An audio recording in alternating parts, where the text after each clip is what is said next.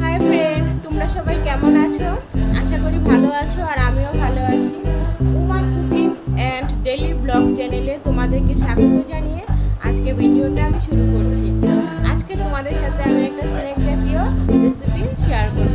তাহলে ভিডিওটা দেখার জন্য আমার পাশে থাকো। আর আমার ভিডিওগুলো যদি তোমাদের ভালো লাগে তাহলে অবশ্যই লাইক, কমেন্ট অ্যান্ড চ্যানেলটাকে সাবস্ক্রাইব করে দিও।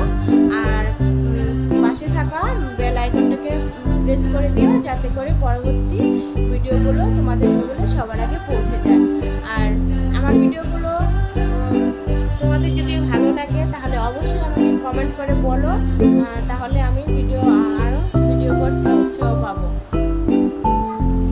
আর আমি দেখছি তোমরা আমাকে ভালোই সাপোর্ট করছো, যে কয়েকজন আমাকে সাবস্ক্রাইবও করেছো। এভাবে আমার পাশে থেকো, আমার সঙ্গে থেকো আর আমাকে এগিয়ে নিয়ে যাওয়ার জন্য একটু হেল্প করো। তাহলে চলো ভিডিওটা শুরু করা যাক। আমি 150 গ্রামের মতো ময়দা নিয়েছি,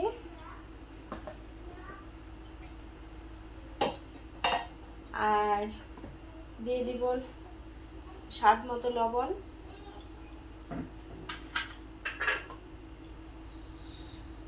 আর দিয়ে দিব কালো জিরে,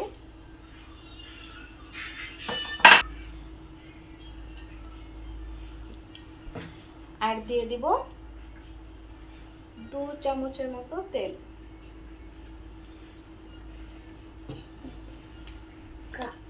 দিয়ে ভালো করে ময়াম করে নিব আর ময়দাটাকে,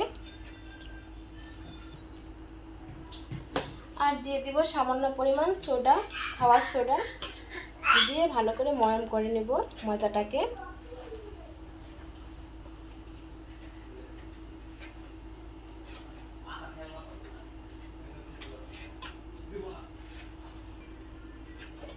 ময়দাটা এরকম ভাবে মাখতে হবে জানি তেলটা ময়দার গায়ে গায়ে একদম লেগে যায়।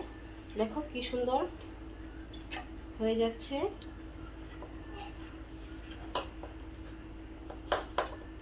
তেলটা কিন্তু কমও দেওয়া যাবে না, আবার বেশিও দেওয়া যাবে না।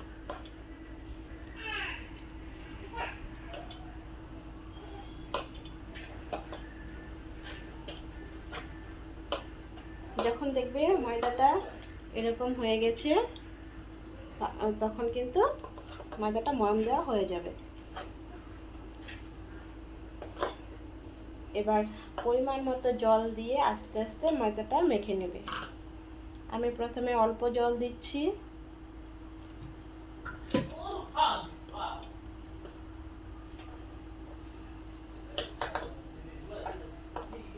আর একটু জল লাগবে।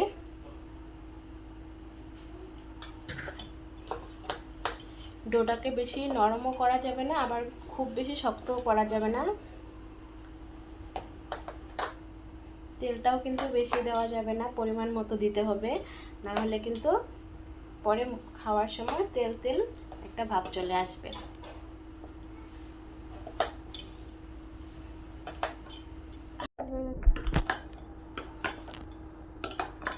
তেলের পরিবর্তে তোমরা কিন্তু ঘিও দিতে পারো। ঘি দিলে কিন্তু তোমার ক্রিসপিনেসটা কম আসবে, আর তেল দিলে কিন্তু ক্রিসপিনেসটা ভালো আসবে। ডোটা আমার মাখা হয়ে গেছে। ডোটা কিন্তু আমার হয়ে গেছে। এবার আমি এটাকে 5 মিনিটের জন্য আমি ঢেকে রেখে দেব। 5 মিনিট হয়ে গেছে, ডোটা আমার একদম রেডি হয়ে গেছে।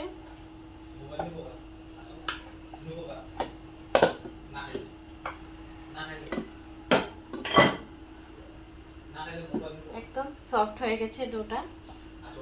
আর একটু আমি দমে নিব।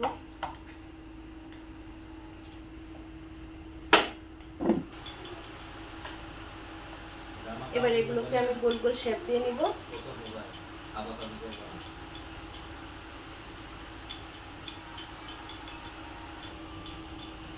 আমার সবগুলো শেপ দেওয়া হয়ে গেছে। এবার বেলে নিব। আমি ভালোভাবে চেপে চেপে বেলে নিব, একদম হালকা করে, এরকম হালকা করে বেলে নিব। এবার এটাকে একটা ভাঁজ দিয়ে দিব, এভাবে দিয়ে আর একবার একটু চেপে বেলে নেব।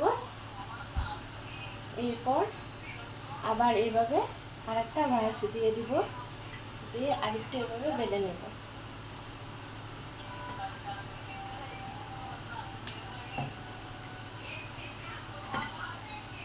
যে দেখো কত সুন্দর হয়ে গেছে। সবগুলো আমার বেলা হয়ে গেছে। এবার আমি গ্যাসটা ধরিয়ে নেব। এবার আমি গ্যাসটা ধরিয়ে দিয়ে তেলটা গরম করে নেব।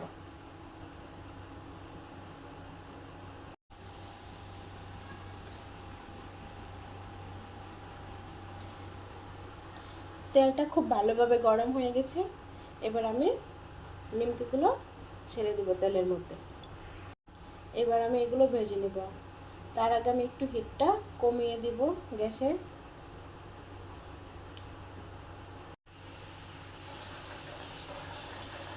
নিমকিগুলো ভাজার সময় কিন্তু হিটটাকে লো ফ্লেমে রাখতে হবে, কারণ তেলটা যদি বেশি গরম হয়ে যায় খুব তাড়াতাড়ি উপরটা হয়ে যাবে, ভিতরটা কিন্তু কাঁচাই থাকবে।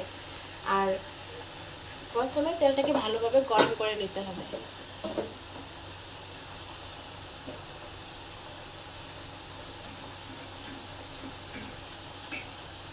আমি এভাবে নিমকিগুলো উল্টে পাল্টে ভেজে নেব সবগুলোকে।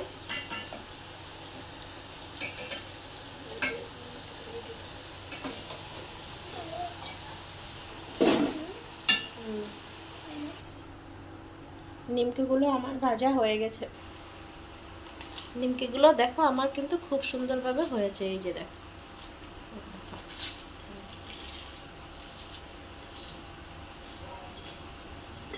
গরমের জন্য আমি ভাঙতে পারছি না,